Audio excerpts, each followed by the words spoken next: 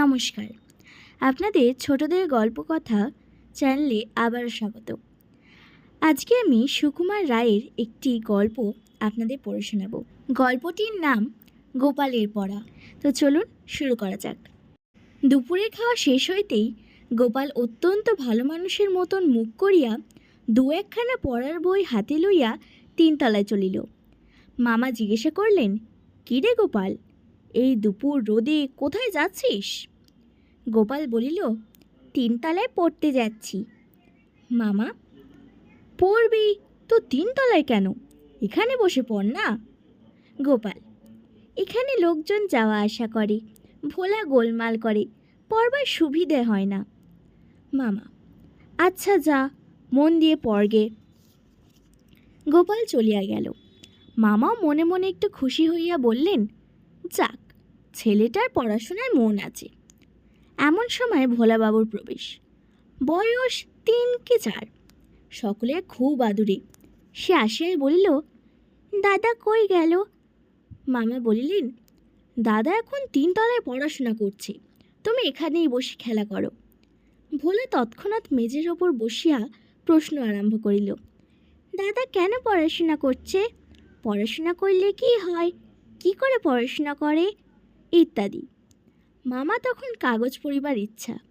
তিনি প্রশ্নের চোটে অস্থির হইয়া শেষটায় বলিলেন, আচ্ছা ভোলাবাবু, তুমি ভজিয়ার ঘরে খেলা করো গে, বিকেলে তোমায় লজেন্স জুস এনে দেব। ভোলা চলিয়া গেল। আধ ঘন্টা পরে ভোলাবাবুর পুনঃপ্রবেশ।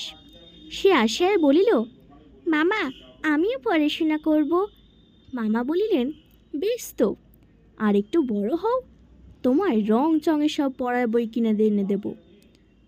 ভোলা, না, সেই রকম পড়াশোনা নয়, দাদা যেরকম করে পড়াশোনা করে সেই রকম।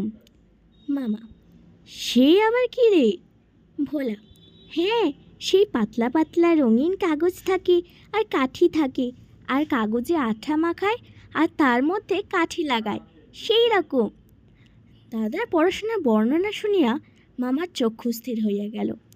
আস্তে আস্তে পা টিপিয়া 3 তলায় উঠিলেন।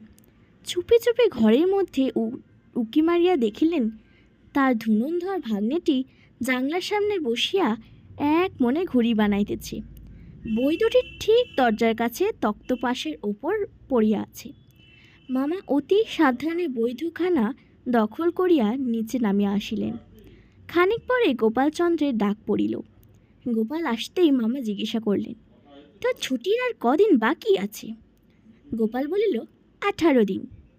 মামা, বেশ পড়াশোনা করছিস তো, না কেবল ফাঁকি দিচ্ছিস?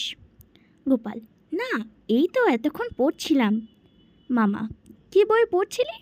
গোপাল, সংস্কৃত। মামা, সংস্কৃত পড়তে বলছি, বই লাগে না? আর অনেকগুলো পাতলা কাগজ, আঠা, কাঠি নিয়ে নানা রকম কারিগরি করা দরকার হয়।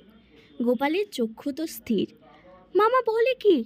সে একেবারে হতভম্ব হইয়া হা করিয়া মামার দিকে তাকিয়া রহিল। মামা বলিলেন, বই কোথায়? গোপাল বলিল, 3 তলায়। মামা বই বাহির করিয়া বলিলেন, এগুলো কি? তারপর তাহার কান ধরিয়া ঘরের এক কোণে বসাইয়া দিলেন।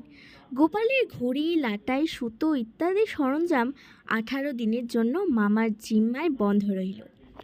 কেমন লাগলো এই ছোট্ট গল্পটি অবশ্যই জানাবেন, আর ভালো লাগলে চ্যানেলটিকে অবশ্যই সাবস্ক্রাইব করবেন এরকম নতুন নতুন গল্প শোনার জন্য।